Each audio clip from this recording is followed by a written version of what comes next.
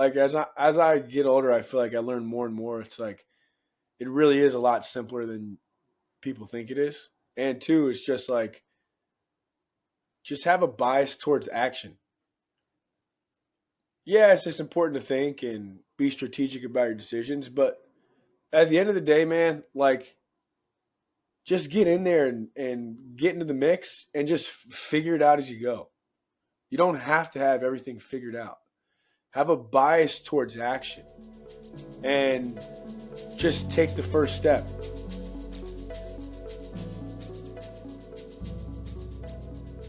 What's up, everybody? Welcome back to ALLSMITH, where we forge purpose through pressure. Today's guest is a certified beast on and off the mat. He's an NCAA national champion, a Pan Am gold medalist, and one of the sharpest minds in wrestling. Michael Macchiavello. Welcome to the show, man. Yeah, thanks for having me, Bryce. I appreciate it, man. I'm excited to get into it. Dude, I love that. I love your last name so much. But something that's very important for our listeners to know is that, you come from these small town roots to the world stage. Like NC State's not small. And you bring the grit, the mindset, and the blueprint for high performance. But when you come from small roots like that, you've got an ethos and energy about you that's like walking into a house that feels like a home. And so I'm really excited to unpack the discipline, the belief, the becoming of unstoppable that you developed through your wrestling career, but also touch on the feminine energy, touch on the things we talked about briefly offline, the plants, and understanding how those things kind of sharpen the sword of masculinity when you're getting after it on the mat. So thank you so much for holding this space for us today. Yeah, absolutely, man.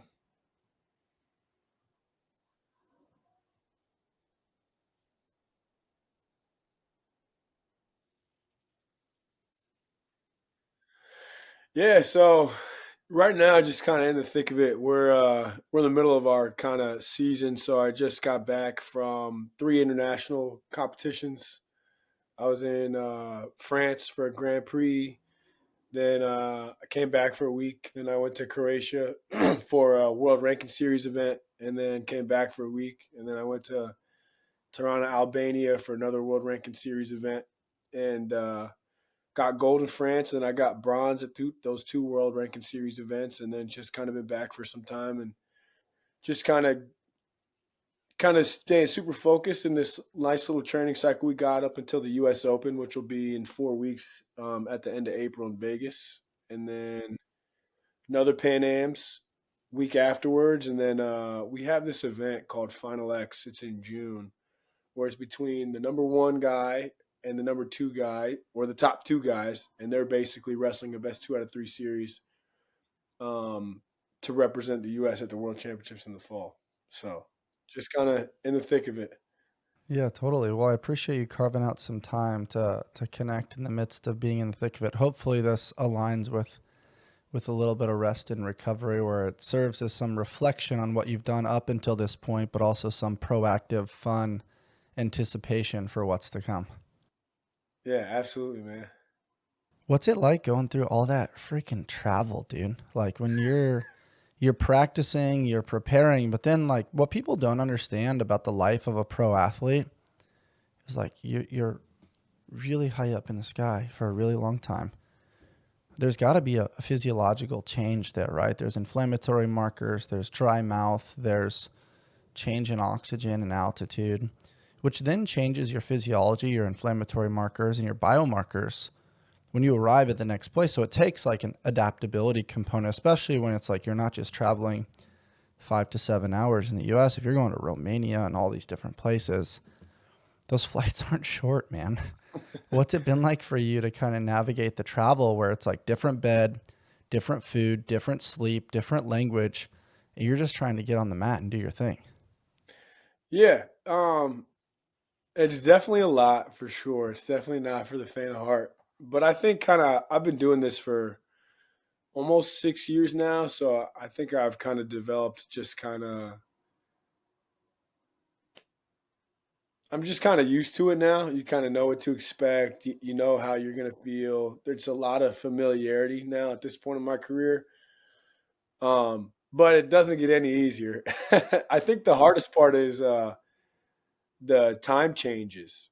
Going from one time zone to another every other week. It's like it's hard to kind of get on a consistent sleep schedule. So I would say that's probably the toughest part. So, not always feeling the most rested, but you kind of just kind of learn to roll with the punches and, work with what you got and work with how you feel. And, the coach that I work with now, his name's Karen McCoy. He was a two-time Olympian in 2000 and 2004. He was a world silver medalist. And then he used to be the head coach at University of Maryland and University of Stanford. And that's kind of who I'm training with now. But we had a conversation last week. He was talking about your 80%'s got to be better than everybody else's 100. And so you just kind of, when you think about it that way and you frame it that way, it's just like there are days where you're not going to feel your absolute best. Obviously, that's the goal. You would like to, but train and prepare in a way where if you are at 80, you at least still feel comfortable and ready to go. And there's not as much doubt. And you just kind of feel like I'm at 80, but I still feel prepared and ready to go, even though I'm not at 100. So you walk out there and you're ready to kind of, full send and hopefully compete and put on a good performance, What's so cool about the way you said that is just like,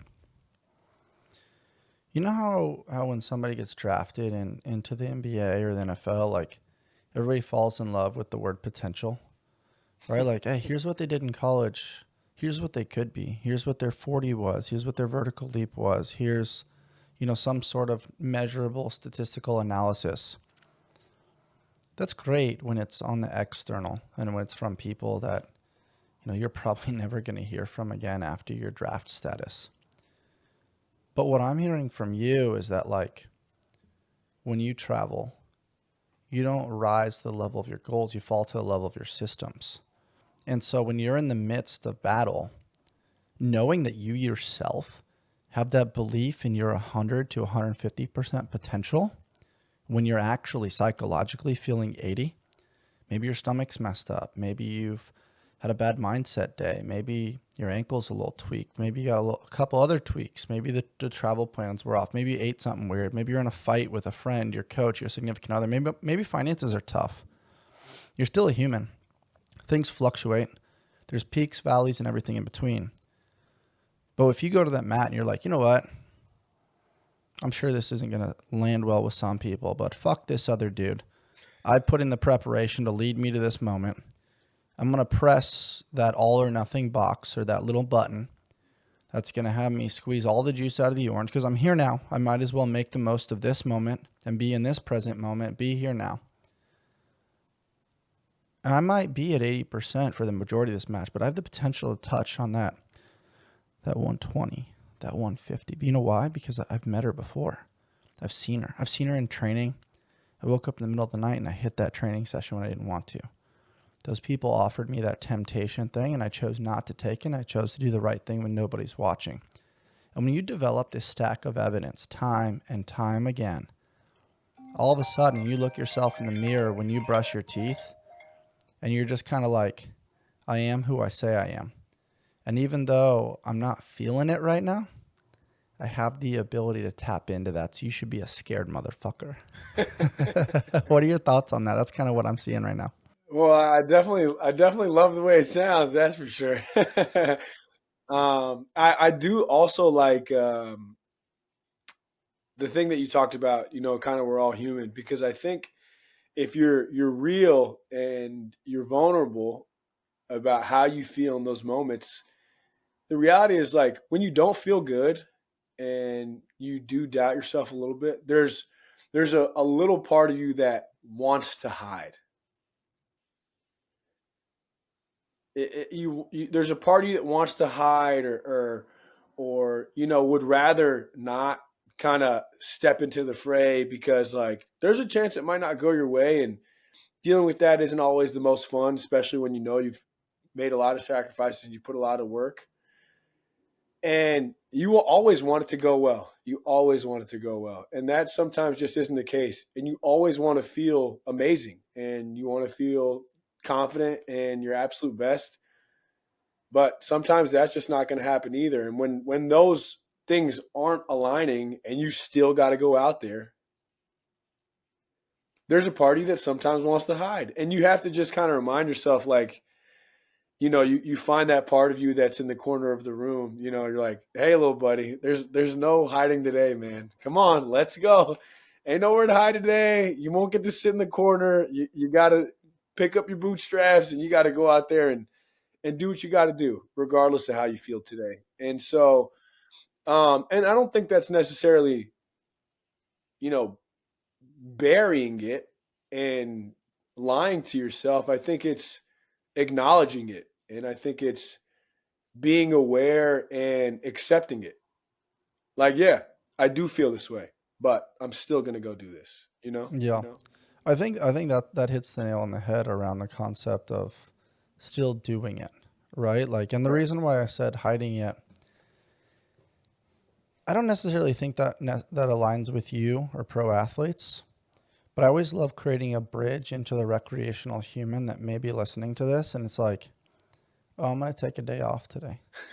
Oh, I'm gonna stay over here and I'm gonna delegate that task. And I think creating that ideology of like, hey, I feel this way, but I'm gonna do it anyway, or the three famous words, do it scared. I think those things really unlock a reservoir of potential, because pressure truly is a privilege. When you have the opportunity to face pressure, it literally is like sandpaper that kind of softens the calloused hands, or it sharpens the sword. It like creates this moment of vulnerability where you're like, I may not get to where I want to go, but I'm for sure as hell not going to stay here. I'm going to move forward. Whether it's good, bad, or indifferent. And like, to me, that is the human experience, like learning and loving. And if you enroll yourself in the process of like, hey, I don't feel good today. I don't like the feeling I have, but I'm going to out logic this feeling, knowing that I put in all this work and the time is now.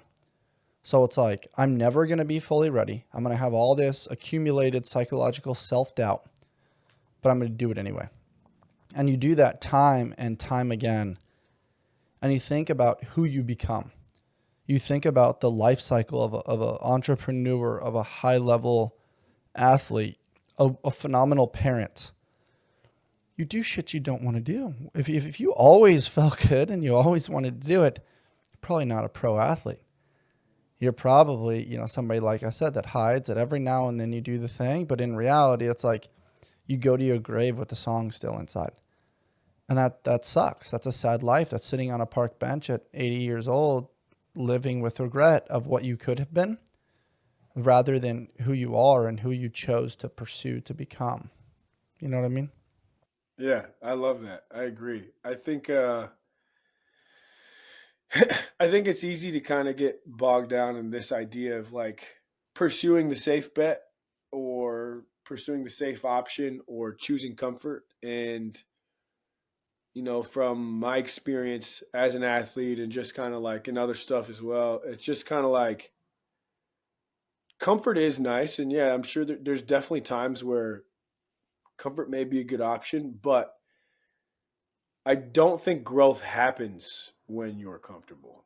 Like on an interpersonal level, outside of entrepreneurship and sports and athletics, I think I think I think suffering is a way to I don't know. My perception of suffering is that suffering is a good thing.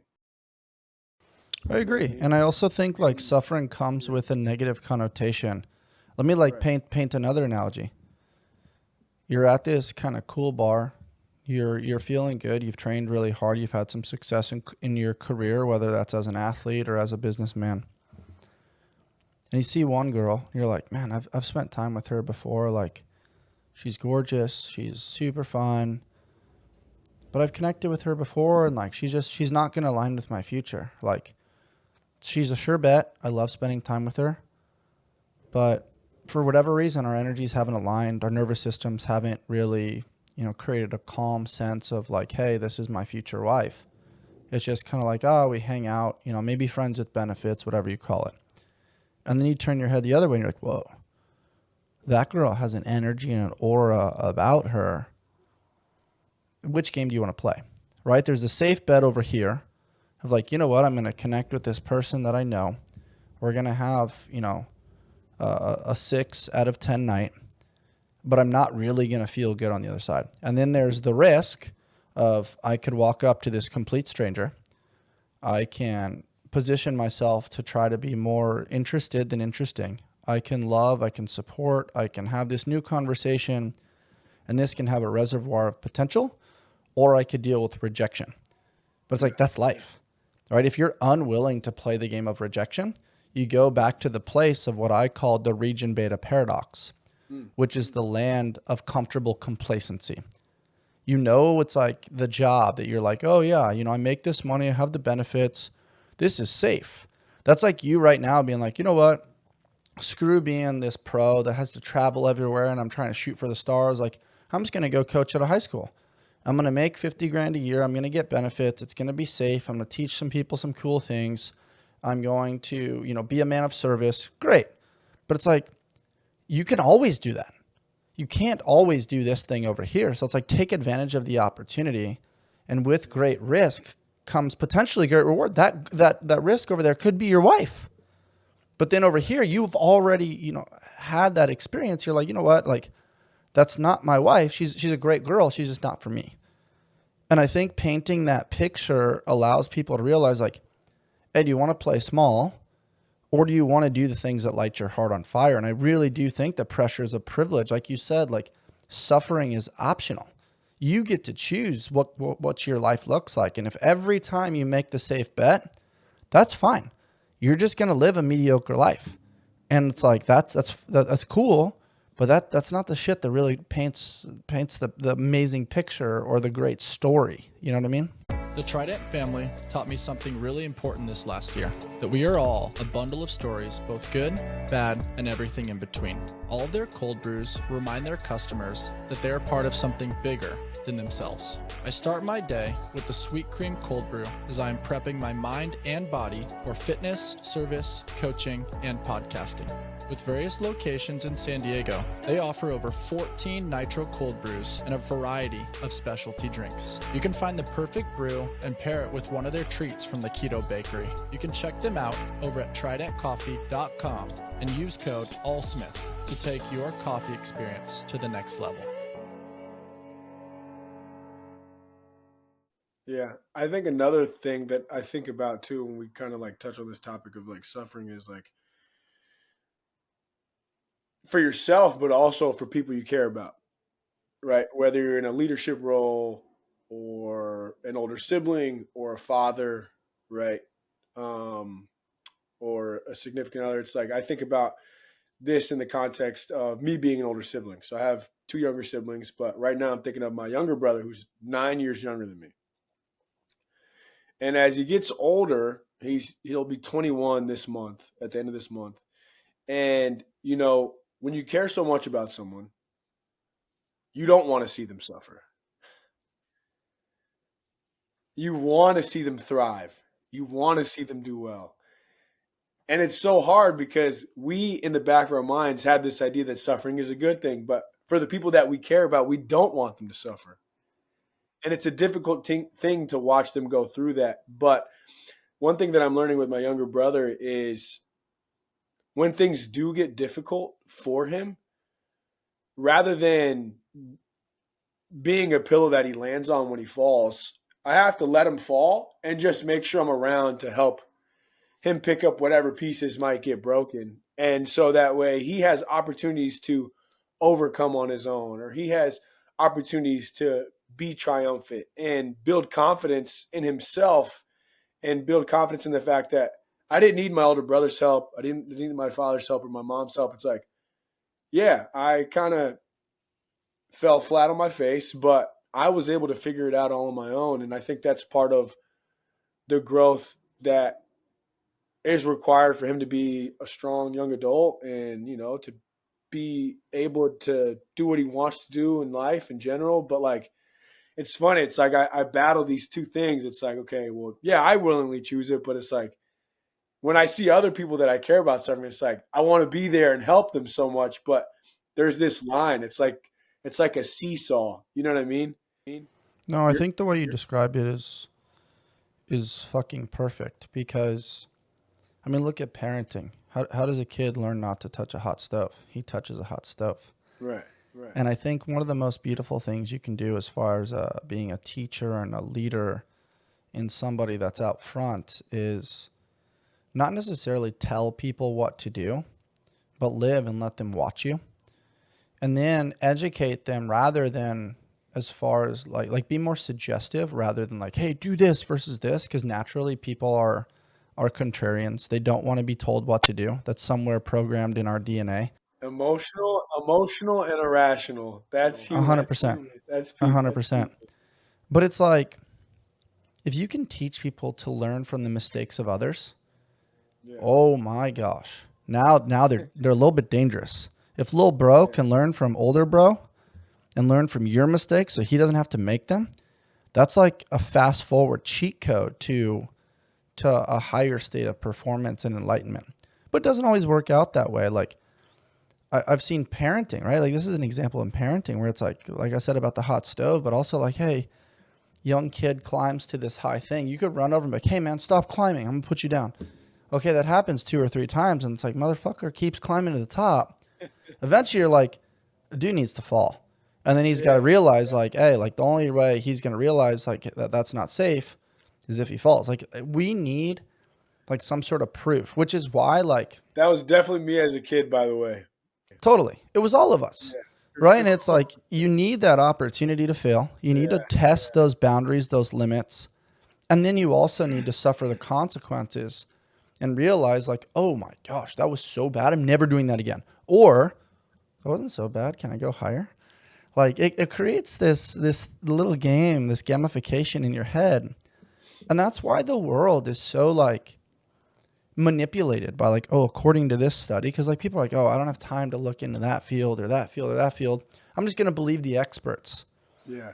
But it's like, you have to think to yourself, if you can predict incentive, you can now predict behavior. So by creating this carrot over here that people are chasing, you can almost like scientifically look backwards and understand the sequence that's going to lead to that thing. But without the incentive, people are operating blindly. Like think about basketball. Like what's the goal? Put the ball in the freaking hoop. Okay, well, people are going to try to shoot from further. They're going to try to do different Euro steps. They're going to try to do different things to be creative. Why? Because they want to put the ball in the hoop. And they want to do it as efficiently as possible so they can maximize results and get paid. And in your context, it's like, you know, you can think about the concept of like psychological jujitsu. You don't want your whole match to be dragged out. You want to be as efficient as possible so that way your body's not getting beat up. You're trying to use physical, mental, and emotional skill so that way it's not all strength and capacity, which is going to like exhaust yourself long term. You know what I mean? And so, I don't know, it's an interesting thing when you look at life, you look at parenting, you look at what you said, being an older brother, and you look at how all of that relates to being a high-level athlete. It's like, it's the same, but just different metaphors. Yeah. I like what you said, too, this like gamification of it. And what was that? There was another thing that you said that I thought was interesting. The incentive, right? The incentive and yeah, if you can predict the incentive or if you can see the incentive, you can predict the behavior going backwards. Hey, if you want this, here's what you're going to have to do to get there, right? And like there's positives and negatives associated with that, but it's like, let's just use politics because that seems to be floating to the surface right now where it's like, hey, if you want this role, then here are the things that you need to do in order to get this role. And they're not always good. Right. So it's just, I don't know, there's an interesting ideology associated with that. Oh, you want to be able to lift this weight? It's like, okay, here's the training plan that you need to get there. And some people want to fast forward that. Some people want drugs. Some people want performance enhancing drugs. Some people want little cheat codes to try to get there. But all of those things come at a risk. Yeah. All those things come at a cost. Yeah. And then they also come with a moral code. When you look yourself in the mirror, Right. did you do the next right thing? And if you did consistently and you put in the work time and time again and you got to this, man, does it feel good. Even if you didn't win, it's not about the outcome. It's like, man, look who I became as a human being in the pursuit of that thing. Versus, oh my gosh, I got the thing.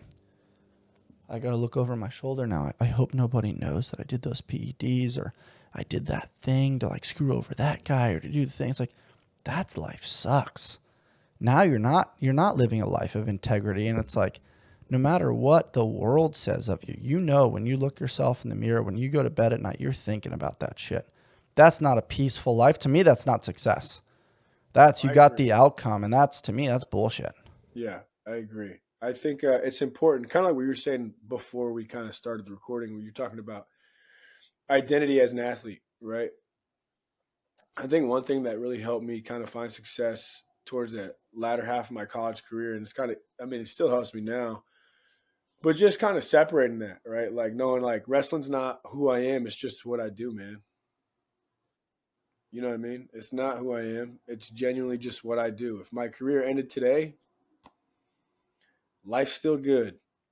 You know what I mean? Um, and I think that perspective is important because I also believe that a wholesome athlete makes a good athlete. And I felt like that was a big part of my recipe for success whenever I won the NCAA championship my last year of college, was understanding that, because life off the mat was good. I was in this place of so much gratitude, and I was so thankful that, okay, this is the last year of eligibility that I have. I'm going to make the absolute most of it. And I've done everything I can. I've turned over every single stone. I have zero regrets about my career, regardless of what the end of this year ends up looking like, because I know I've done everything I possibly could. And I believe I'm going to win, but I also know if for whatever reason it doesn't happen, man, what an awesome 5 years that I've been able to have. You know what I mean? And I think it eliminates this like sense of pressure, man. And you just kind of go out there, and it's so much easier to just kind of let it go, man. Let it go and just absolutely send it. You know what I mean? So, and I think when it comes to competition, um, that's super important, man. Like, because I believe performance is a lot more mental than it is physical. Mm-hmm. The other thing I love about what you said, and I used to say this in basketball and CrossFit to some of my teammates, I'd dab them up or give them a fist bump or a little like half hug, and it'd be something along the lines of like, no regrets, I'll see you on the other side. Right? And it's just like, hey, we're about to go to battle. We're going to have some fun. We're going to have some moments of challenge. We're going to yell at each other. There's going to be, different moments of emotion that comes in us. Don't take it personal. We have a common goal. We're trying to do the thing.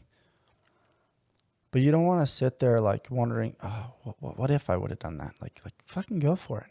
If it doesn't go well, okay, what'd you learn from it? Like if it doesn't go well, that's not a bad thing. It's just, it's an opportunity to learn. And you're like, okay, let's do it better this next time. Let's do it fast. Let's make that subtle improvement very quickly. And what I want to touch on next, Michael, is who are you outside and beyond the medals, the mats, and the accolades? Because it takes a strong man to understand that, like, hey, what I do is not my identity.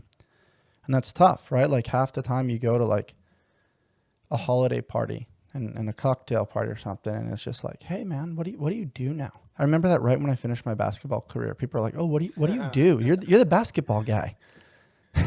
Are you still playing? What's next?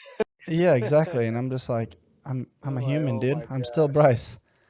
And the fact that you've established this identity now while you're still in your career, I think is so smart and so important, because there is going to come a time on the other side where there's going to have to be transferable skills. Your body and your mind are going to change. Your interests are going to change. And that doesn't make one more valuable than the other. But who are you outside the medals, the mats, and the accolades?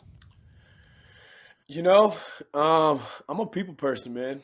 I love people, man. Like I get a lot of energy from seeing other people grow, and me feeling like I've got to play a role in the lives of others in a way that's helped make them better or their lives better, or, you know, whether that's in a direct way or an indirect way in terms of just like supporting people when, you know, life's hard, or when like life's good, challenging them to like make themselves more uncomfortable and really kind of getting them to push the envelope when they don't want to, you know? So, um, I love leadership, man. I love leadership. That's something that I've always kind of just naturally been interested in. And I also I like having a good time, man. I like to laugh, you know, bust, you know, when I'm hanging out with my buddies, we're busting each other's balls, making fun of each other, you know, a lot of banner, you know what I mean? One of my Nothing's favorite off constructs within the human experience is, you know, not necessarily your best friends will make fun of you when you're not present.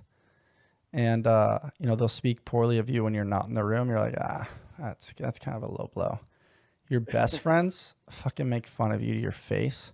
Oh my and just God. like rip you a new one. And then Every time. your really good friends, when you go to their house, especially kind of at our age now, like a lot of our friends are married and have kids, like they go to your house and rather than saying what's up to you, they give the wife a big hug.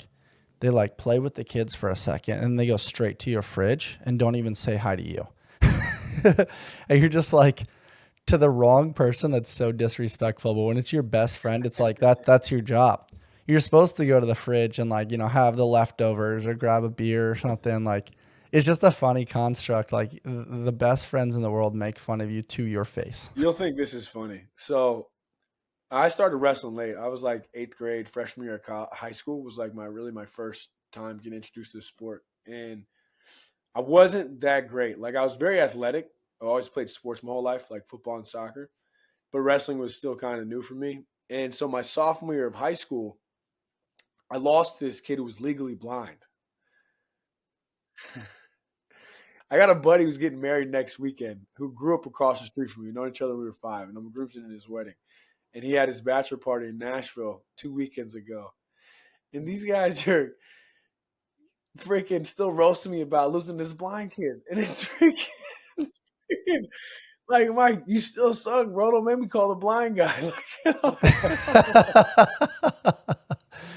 And you're like, dude, national champion. They're like, dude, we don't give a fuck. I got blind bro on speed dial. You know what I'm saying? It's like, so it's just so funny. It's like, I know exactly what you're talking about. But, you know, that's the stuff that I love, man. It's like, yeah, sure, the winning and stuff's great. I love it. But at the end of the day, people forget about it. You know, people forget what year you won. You know, they remember that it's cool, but there's another champ the next year, and there'll be another one the year after. And you know, I just think I think you're hot when you're hot, you're not when you're not. And I think, you know, when you realize that, you recognize like the important things, and that's relationships with people, man. And I think that's kind of what moves the world. Like even in business, for example, right? Like when you can make a connection with somebody, right? And you have something valuable that you bring to the table that they believe is good for them, whether it's a product or a service, and they find value in it, they're going to want to exchange something of equal value, whether that's money, whether that's a weekend stay at their beach house, whether that's a breaking bread over a meal. Like, oh, dude, you don't have to do that. Like, we should have dinner sometime. You should come over. You know what I mean? It's like, it doesn't necessarily have to be money, but like, I think you find success in anything in life when you can provide value to others, regardless of what that looks like. And so I think that's just a winning recipe for success in every aspect of life. And I genuinely believe that. And I think when you can do that without expecting something in return, life's got a funny way of giving back. You know what I mean?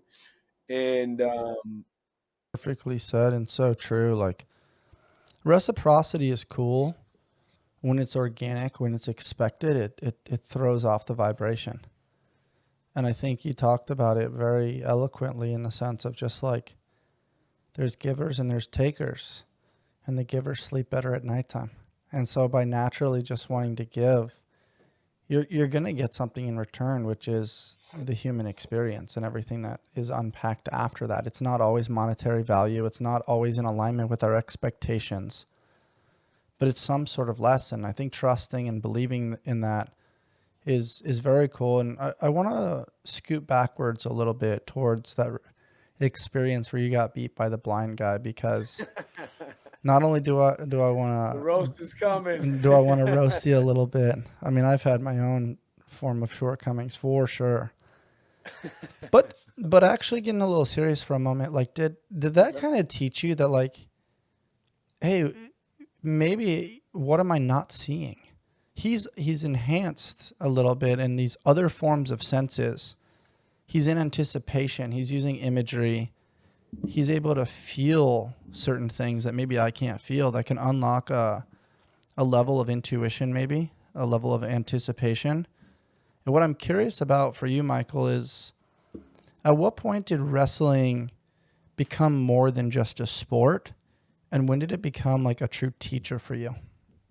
Yeah, so I feel like, I mean, for the majority of the first half of my like wrestling career, all the way throughout high school, I was just doing it because I had football teammates who convinced me that it would be good for football, and I wanted to play college football or college soccer, and I had some like top 25 Division II program offers and stuff like that. I played safety, but I wrestled in the off season. I didn't wrestle year round. I didn't wrestle for a club.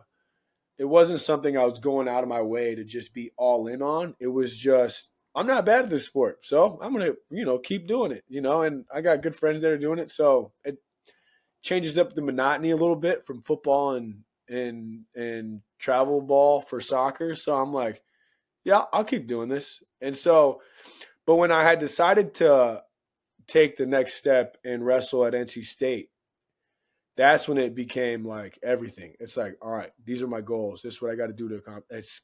I'm all in. This is the only thing that matters. And when you work really, really hard and nothing goes your way, and you got a losing record your freshman year, and you're taking more L's than you're winning, and then your sophomore year, you go from finding your way into the starting lineup at the end of your freshman year into your sophomore year thinking, oh, I'm only going to build off of that, to losing to an incoming freshman who's a year younger than you and losing your spot to that kid.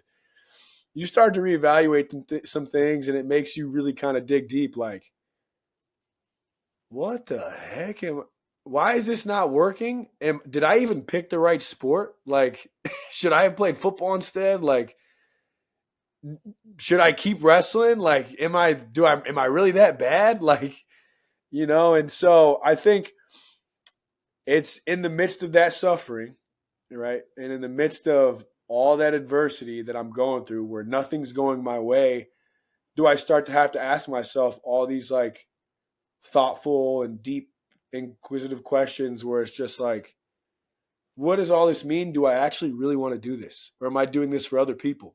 Right? Like, am I doing this because other people think I should be, or do I actually want to do it? Because this is freaking hard. You know what I mean? And so you just you start to ask yourself these questions, man. And I think that's when wrestling really started to kind of become a teacher for me. And it revealed a lot about who I am and what I wanted and my character and the things that I thought were important. And ultimately, I decided to stick with the sport, and I do love the sport. And it's definitely helped mold me into, who I am today for sure. But man, the sports taught me so many lessons. And I think it was probably at that point when it started to shift from what it was before to like actually having all these teaching moments, and you still get those teaching moments here and there. But, now I've been doing this for so long. It's like you kind of learn a good bit of it. Now it's just I'm towards the latter half of my career. I'll transition probably, I'm taking it 1 year at a time, but, I might do MMA after this, so we'll see. But, it's just, I would say, yeah, I would say it was definitely more that freshman, sophomore year where it really started to become a teacher. And, it made me really kind of dive into my faith a little bit more. It also made me start meeting with a sports psychologist, not because I felt like I needed to, but because I was like, how bad do I actually want to do this? And then when I decided for myself, it took some time for me to really think about it. And then when I decided, I was like, all right, I'm all in. Like, regardless of whether or not I get it, like, this is what I want to do, and I want to try and figure this out. I was like, I'm going to use every resource at my disposal. I'm going to turn over every single stone, because what I don't want to have is regret. So that was kind of my approach. I kind of looked at it this way. I was like, if I don't try everything, will I regret having not tried when it's all said and done? So I was like, yeah, I think I would. So then I started meeting with a sports psych for the next 4 years. And, you talk about, performance and reframing things from, rather than having this results-oriented focus, to this process-oriented focus, and also really understanding yourself better, you know what I mean? And how that plays a role into your approach to things, you know what I mean? I think there's a lot of different things that we can, little needles that we can pull out of that haystack. But the first one that comes to mind, Michael, is one of the greatest questions you can ask are, am I doing this because I want to do it, or am I doing this because I'm good at it and because it's what the world seemingly wants from me? Right. And what that kind of feels like is, am I wearing a costume and a mask that fits, that aligns with my true inner identity, my heart, my soul's whisper? Or am I wearing a costume that doesn't really fit and I'm stretching at the seams to try to make it work because I'm sort of good at this and it could probably make me some money or help get me through school? But eventually that identity runs out and you're just kind of like, fuck this. I'm going to cut this thing off. I need to be free. I need to spread my wings. Right. But when the costume fits right, man, it's pretty cool. And you get to wear that hat and be in that role for an elongated period of time. But what's interesting is, like, you can't just like make that cognitive decision, right? Like, there's only so much that you learn from knowledge. And we're not in a world right now of like lack of knowledge. We have knowledge overload. You can chat GPT, you can DuckDuckGo, you can look up anything and everything and have the answer in a matter of seconds. We're in a world where people are lacking stillness. They're lacking action. They're lacking doing the thing that like actually aligns with their heart center because they're not sure. They're manipulated by the external for validation and love, but then are unable to make the actual decision that lights their heart on fire. And what comes to mind as we kind of move down that journey is the most dangerous people are the ones that think that they've already arrived. Oh, I know. Okay, well, are you doing it? Are your actions in alignment with that? Do you have your morning routine? Do you have your evening routine? Do you have your set systems and protocols? Or do you just know, so you don't want to like have yourself be held accountable to actually take action and move your life in the right direction? And I look at people like that and I'm like, you're so full of you that there's not room for your faith.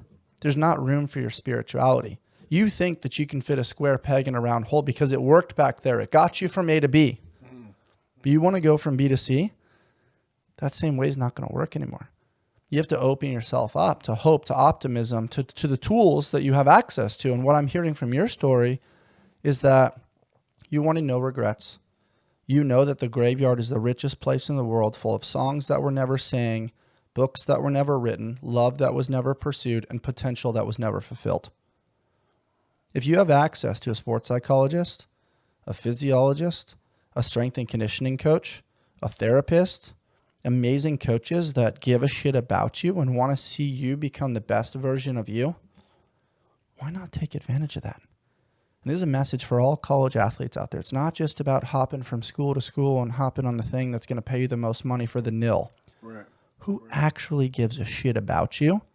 Because at the end of the day, your bank account's not going to light your heart on fire. Who you become in the process of trying to improve your skill, your strategy, your connections, and your performance is way more important than just the outcome. Nobody remembers, like you said, who won the national championship last year. Everybody knows that, hey, these are the schools that typically do well because the process is consistent. And so jumping back into one of the things that I talked about, man, the most painful people to be around are the ones that feel like they have already arrived. You and I have both been around those types of people. How'd you prevent yourself from being that type of person and realizing that, you know, you're really good at your craft. You're physical, mental, emotional. You got the thing. But if you wanted to get to that next level, you couldn't be so full of you, and you need to open yourself up to faith. Yeah. So your question is, how do you avoid being that person? Yeah. Yeah. Because there's a lot of those out there, man. We cross paths them. They're in every Division I program. Yeah. Honestly, I think as I don't know, tough question to answer, but I think the first thing that comes to mind without overthinking it is just like,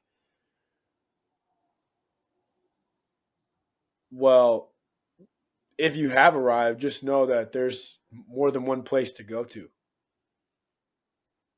So, okay, cool. You got here in this specific thing, but where else are you lacking? Right? Social skills, character,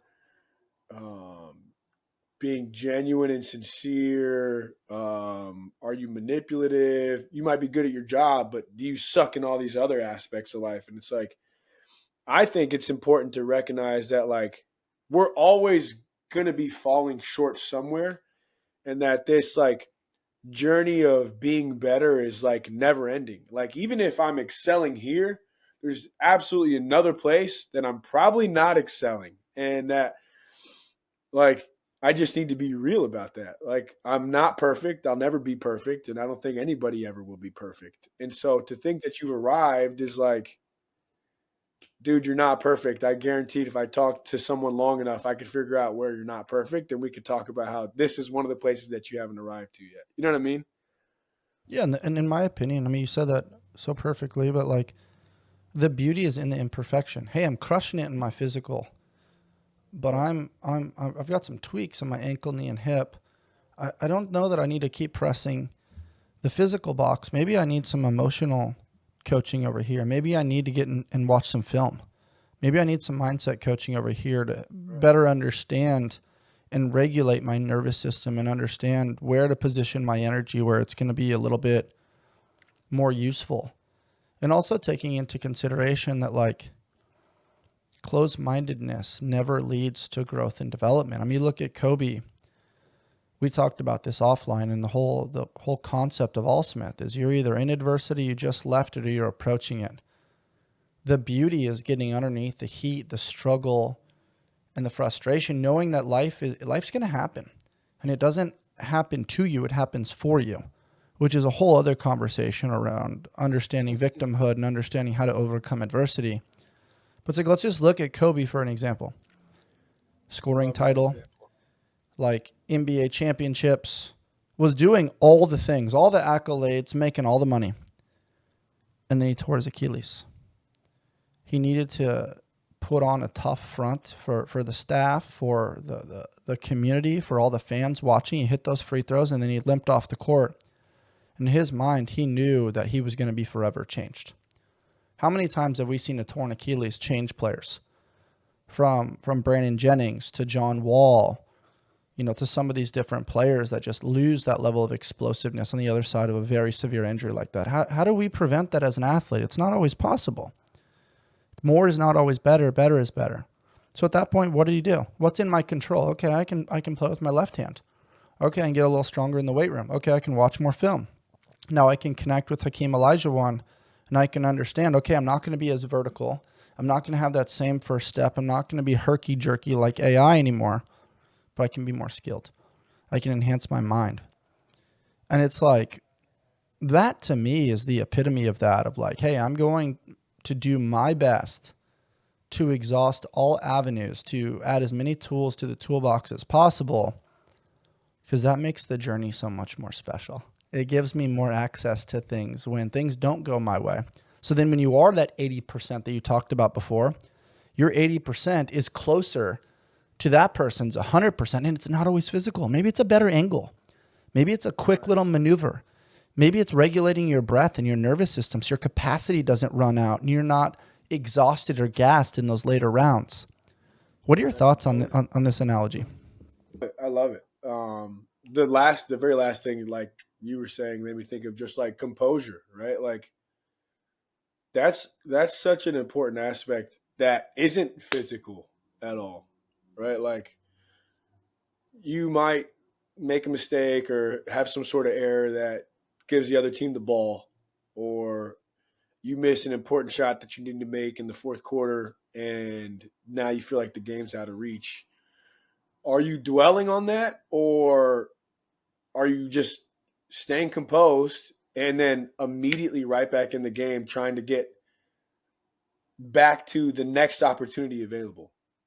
And I feel like the people who find the most success when the lights are on are the people who can do that, exactly that. And that is process over outcome. That's a process-oriented focus. You know what I mean? And that's not necessarily a physical thing. It's a composure thing, and that could be emotional, could be nervous system, maybe it could be physical, whatever it is. But I think that's more mental than anything, and I think that's the thing that I think of when you kind of talk about that. But all the other stuff is, I think you hit it right on the head, man. All that stuff's super important. You know what I mean? And totally. And I also think the way you learn that is not in a classroom. It's not reading a book. You have to go and experience adversity. You have to go and get your ass kicked a little bit. You have to go and get made fun of. You have to feel that. And then that on the other side calluses those receptors to then respond in a better fashion or to stay cool, calm, and collected. So there's not peaks, valleys, and everything in between. It's a level of homeostasis, which is so beautiful. And I think the ultimate goal there is like, show up. Keep putting yourself through the experiences, and who you become and what you learn is the magic sauce. But so many of us are like, oh, I'll just watch the YouTube video. Or I'll do it online is the famous thing now. Or I'll read the book. It's like, yeah, those things are great. You're going to learn a lot in the X's and O's, but the practical experience is so important, man. 100%. It's the most important, man. Like as I get older, I feel like I learn more and more. It's like it really is a lot simpler than people think it is. And two, it's just like just have a bias towards action. Yes, it's important to think and be strategic about your decisions, but at the end of the day, man, like just get in there and get into the mix and just figure it out as you go. You don't have to have everything figured out. Have a bias towards action and just take the first step. And I think people sometimes are so caught on the thinking aspect or making it perfect or having to have everything figured out right away before they take the first step towards anything. And it's just like, dude, just get in there, man. You'll learn enough that first step anyways, and then you can take that information and get right back out there. And then you just, like anything else, you just figure it out as you go, man. I think people overcomplicate it. And I think one thing that has been helping me a lot recently is just have a bias towards action in everything. Yeah, I think the other thing that's interesting about that, and when we jump into like men's mental health and things like that, you can't like outthink your way out of a tough spot. You have to take action. Like if you go move, you go for a walk, you go for a run, you go hit a workout, you go get on the mats, you get some shots up, you get some conditioning in, you get out to the trails, you do something physical. Typically, it alters the mental and changes it just a little bit, and it's typically in a positive fashion. And I think that's what's so interesting sometimes is people like wait, or they want the motivational speech. They want to watch the video. They want to hear the right collection of words to then be like, oh, if I just get that, then I'll be able to do that. Or the famous line, must be nice. I've got all these things going on, and it'd be nice if I had the thing. Like that was a big thing in basketball and CrossFit, where it was like, oh, those people they're full-time athletes. If I had the ability to train all day, I would be this. And it's like, no, you wouldn't. You don't understand what it takes to train all day and understand injuries and the pressures that come and sponsors and how to continually get better without junk miles and having compliance with your coaches when there's combative ideology and you think you know best and they want to give, the structure of this. And it's this constant push and pull of tension and how you regulate it. And I think you align with that very well. How have you navigated some of that tension? Like now that you're in the later part of your career, you've done some coaching, you've had a lot of experiences. What allows you to kind of surrender to your coaches and to your team to be like, hey, I need to be coachable here, even though you've experienced things that they haven't experienced. But Kobe was still coachable to Phil Jackson. Yeah. And I'm curious how you've like surrendered that and allowed your ego to kind of come down a few notches to receive, knowing that it's the best for all parties involved. Well, one, I think it's hard. I definitely have an ego for sure. But I think just constantly reminding myself, like, I think one thing I've been telling myself a lot this past year, and part of the reason why I feel like I've done well the last 3 competitions I've been at is because humility. That's what I just keep telling myself over and over and over again. And I think that's part of my recipe for success. That may not be for everybody, but like for me, humility is part of my recipe for success because it's like, I think ego can be good, but I also think ego can be bad. It's a double-edged sword. And you got to understand that. And I think when it's bad is whenever you let your ego get in the way, like and it becomes like this thing where it's like you want something to work your way. And you're so determined to make it work your way that you don't look at all the other things that are playing a role or all the other things that are part of the equation. And you're like, I don't care about that. I want it to work this way and I want it to work my way. And so now it feels like you're banging your head against the wall and nothing's changing or happening because there's this gap between what you think is reality and what you want reality to be versus what's actually real and what's actually the situation. What are the circumstances? What are all the things that are going into this? And it's like, if you can take your ego out of the equation in a situation like that, then it's like you put yourself at a different vantage point and you can see the problem much better. And you're like, oh, okay, well, if I just get out of my own way and I'm willing to make changes and adjustments, it can work. It may not be the way that I wanted it to in the first place, but it can work if I'm able to let go of that. You know what I mean? And so free is the way to be. Life beats us up a bit and causes some bumps and bruises, but that doesn't mean we have to stay on the sidelines. This is why we've partnered with Kinyon Labs. Get back to doing what you love with this incredible portable device designed to get you back in the game.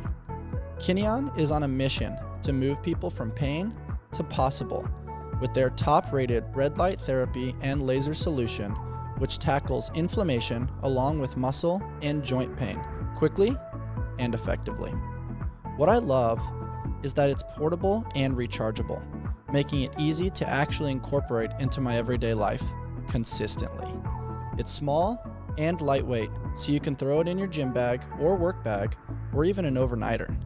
Kinyon's lasers and LED combo make this cutting-edge device extremely versatile for use with general aches and pains, as well as chronic back pain, arthritis, post-surgery recovery, endometriosis, and more.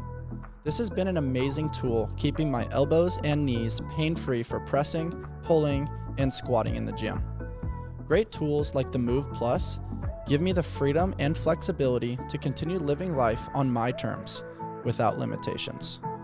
There are a lot of reasons why over 15,000 people are using this device and rating it 4.7 stars and above. Head on over to kinyon.io and use code ALLSMITH at checkout to begin your pain-free journey. It's so hard though, because we're in a world of short-term gratification. So like, in your world, your improvements are marginal now, right? Like they're not as measurable as they once were. Yeah. Right. Yeah. So now it's like these little incremental things of, I felt this way, or I thought this thing, or my preparation was this, or, my warm up was dialed in. Like it's very subtle things for you.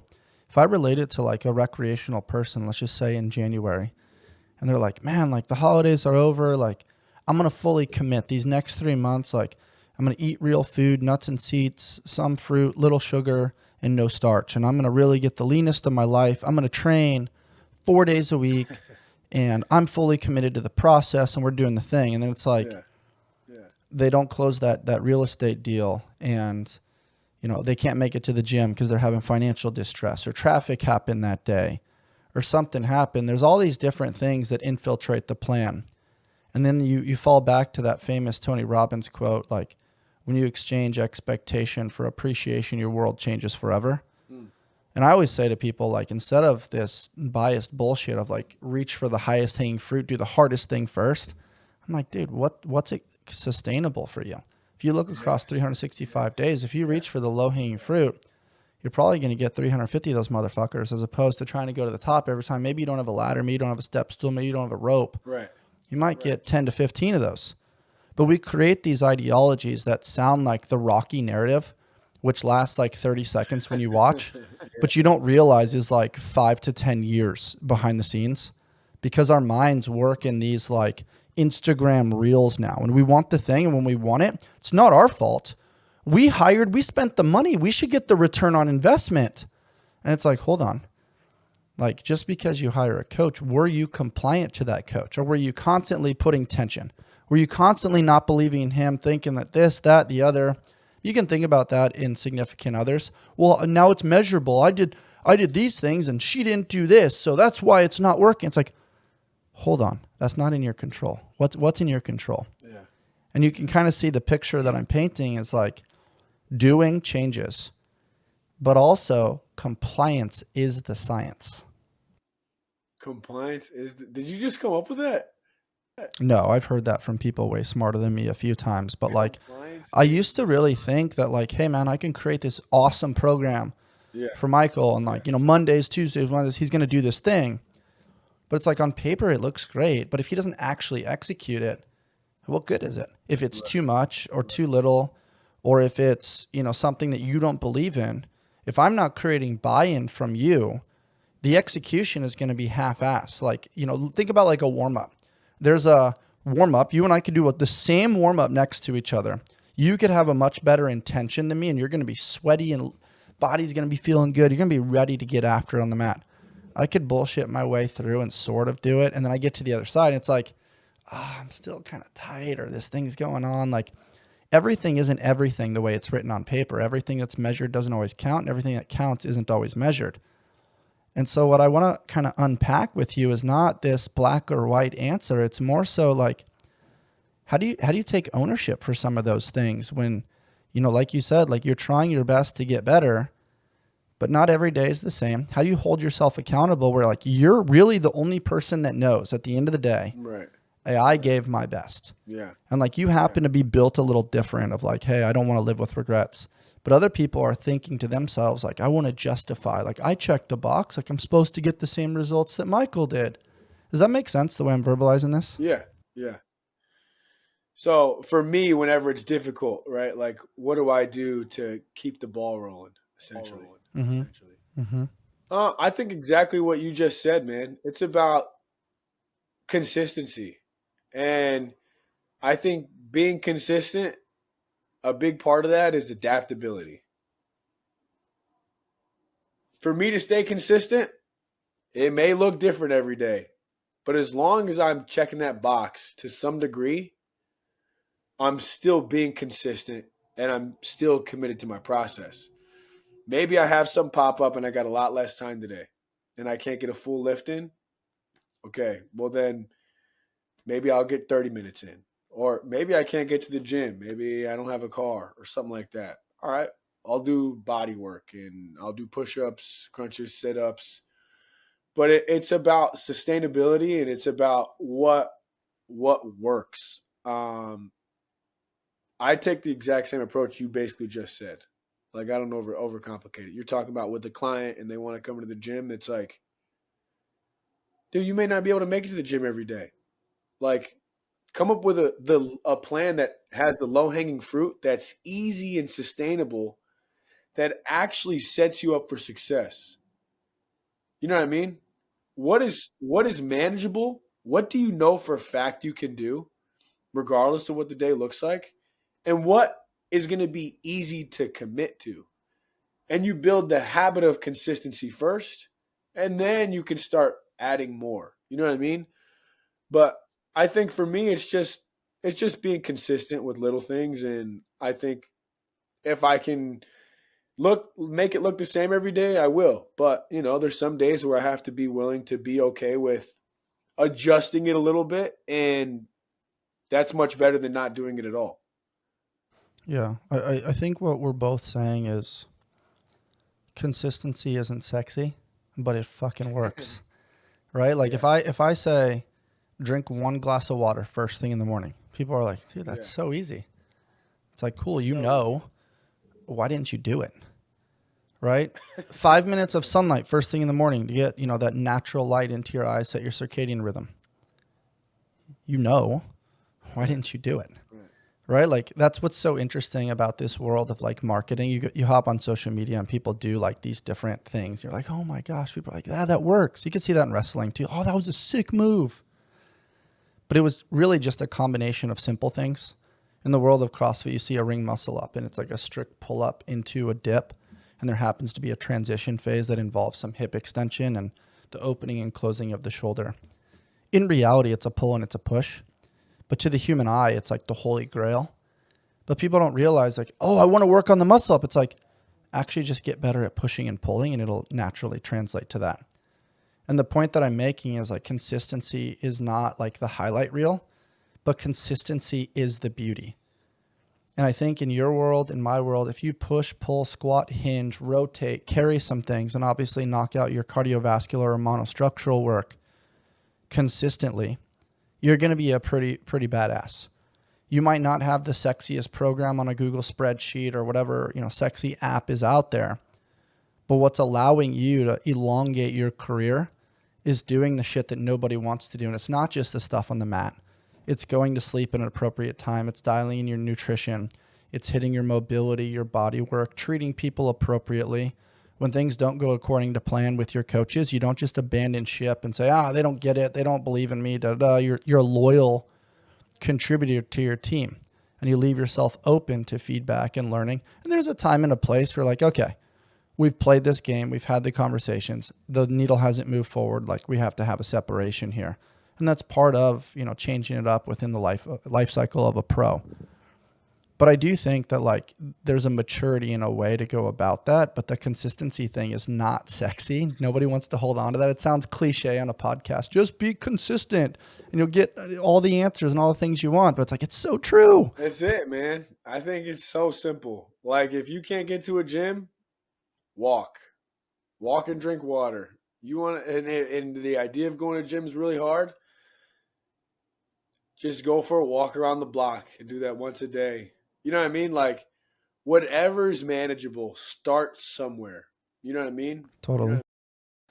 What's a belief, man, that you used to hold about yourself that you've kind of completely outgrown?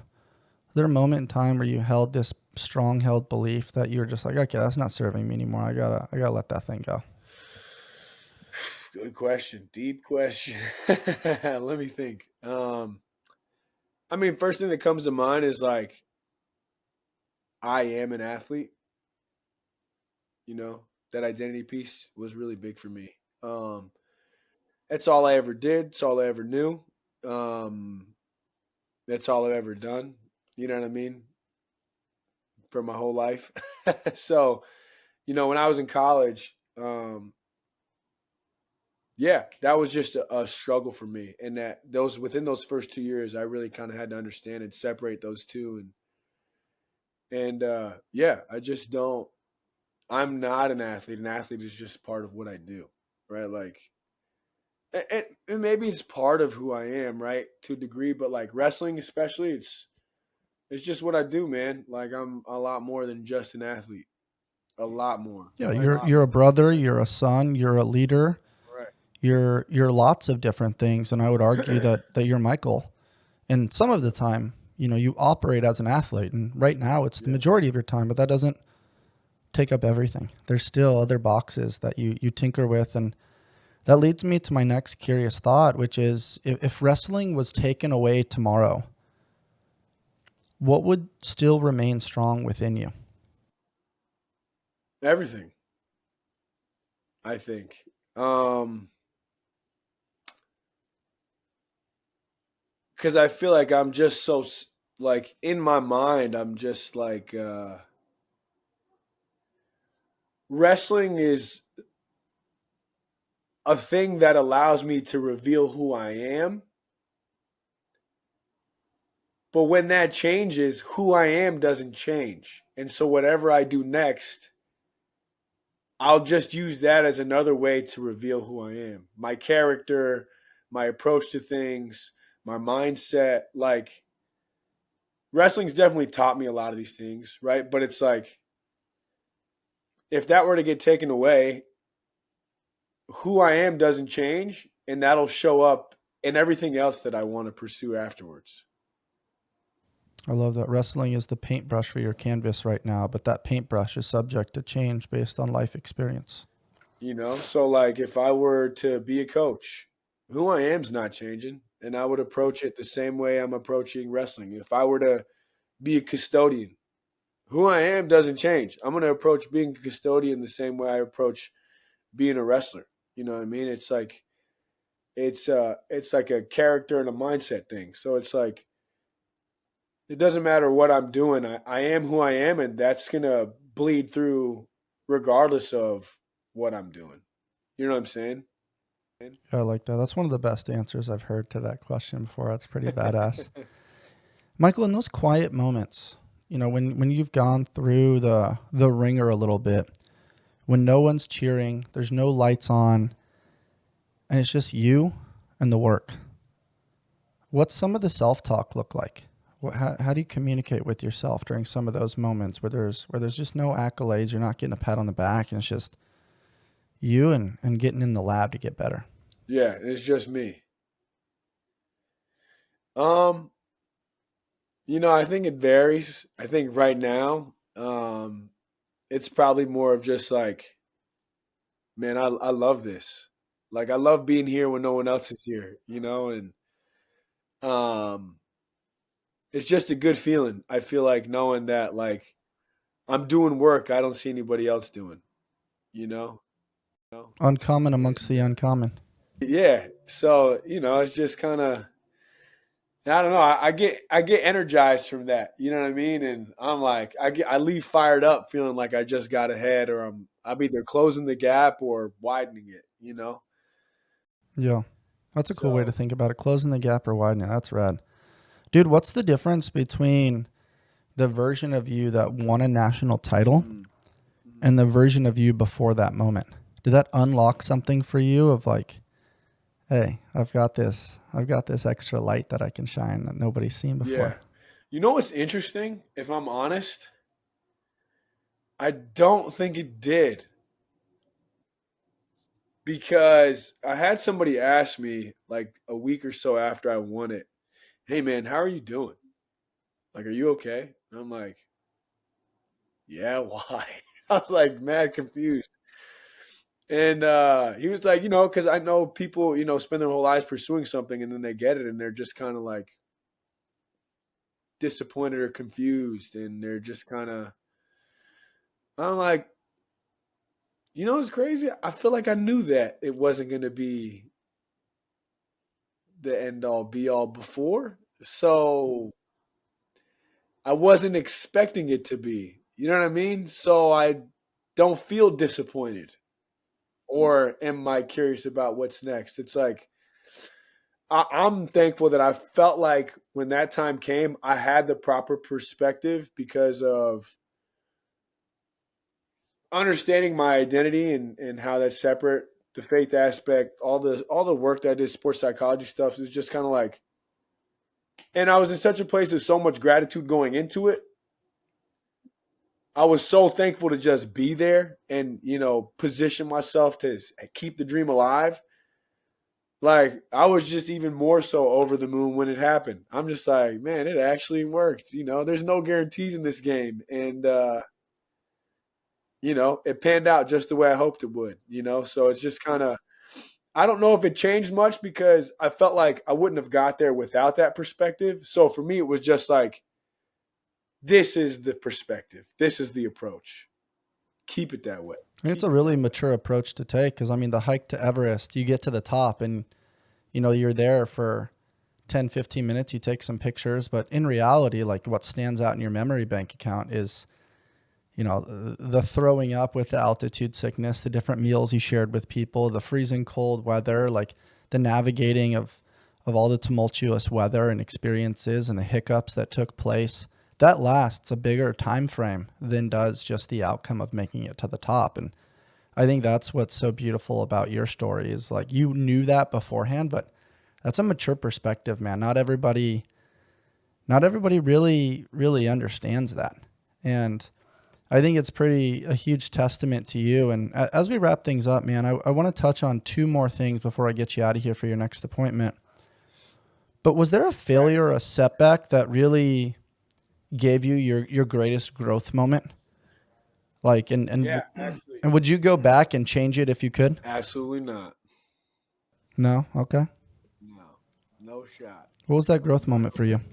So I kind of touched on it a little bit briefly, but like my sophomore year, whenever I had lost the kind of starting spot to a really good friend of mine now. I mean, was a really good friend of mine then, but his name's Nicky Hall. He beat me for the wrestle off. And he was a freshman. And man, that one was a tough pill to swallow because he was a blue chip recruit. I wasn't a blue chip recruit coming out of high school. So,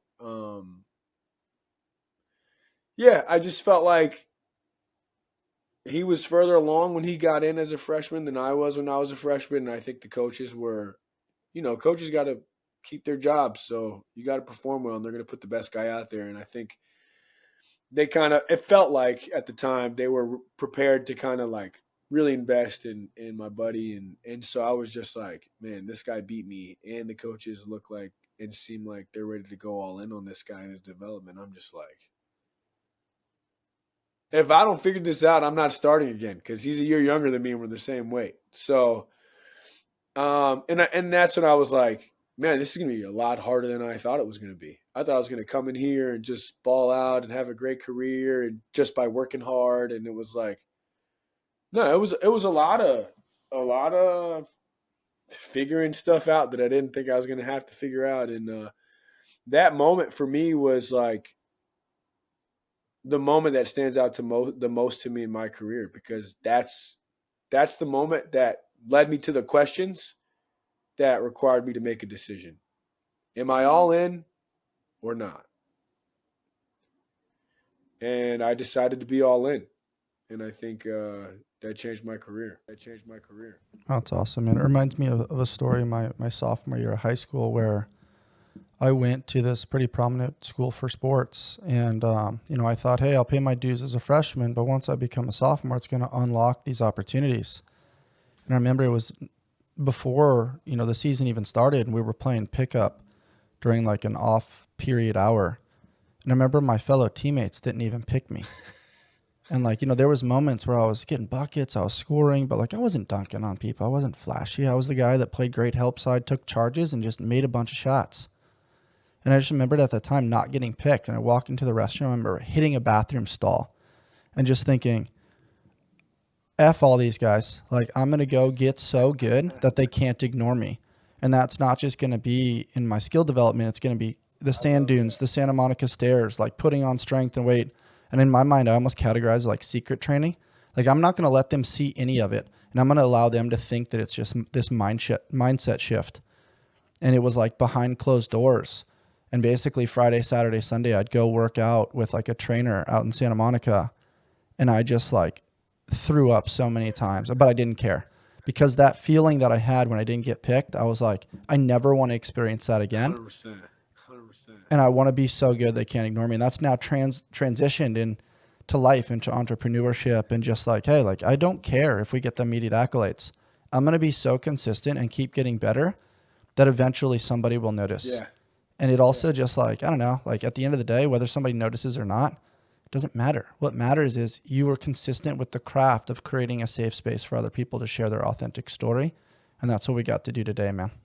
Yeah, that's sick. I love that. lights our heart on fire as we transition into our civilian life, my man. Last thing, dude, I know you got to go. Yeah. When it's all said and done, what do you want people to remember about how you showed up in this world?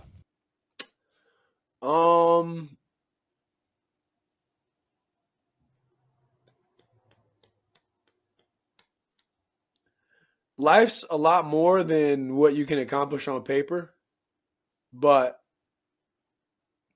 doing the stuff on paper is still pretty cool. So don't be afraid to go all in. Just make sure you have the right perspective, you know? And so I hope that that's something that they are able to take away from this, and that like the other one is just like a wholesome athlete's a good athlete, man. Like it's a lot more than just your performance, you know? So it's all important, you know? I don't think one's less important than the other. So who are you behind closed doors? Ladies and gentlemen, Michael Macchiavello. That was fun, man. yeah, that's sick, man. I appreciate it. It's fun to chop it up. Michael, where can people find you and kind of check out more of your story? My Instagram handle is at Mike_Mach, MACCH. Same with Twitter. Facebook is just my name, Michael Macchiavello. And then that's kind of it. Those are the only socials I really kind of have or use. And then yeah, you there. Or just DM me if any questions, whatever. I know you've got more work to do within your current wrestling career, but I know you've got some things behind the curtain that you'll unlock and unpack when the time is right. And I just appreciate your mindset so much. Our incredible marketing director, Tana, spoke so highly of you and your incredible friendship from North Carolina State and all the things that you're doing hereafter. So I appreciate you carving out some space and some time for us to chop it up today. Yeah, absolutely, man. That was fun. And honestly, I love what you're doing, man. I love the anvil. I love what it represents, like every aspect of it. So I think it's sick. So keep doing your thing, man. I appreciate it. We'll have to have you on again and bring you on to the ALLSMITH vision. Guys, if you're listening or you're watching on YouTube, if you enjoyed my conversation with Michael Macchiavello, please rate, review, subscribe, and share with your friends. And as always, stay on the hunt for who you've not yet become. Till next time. Thanks, Mike.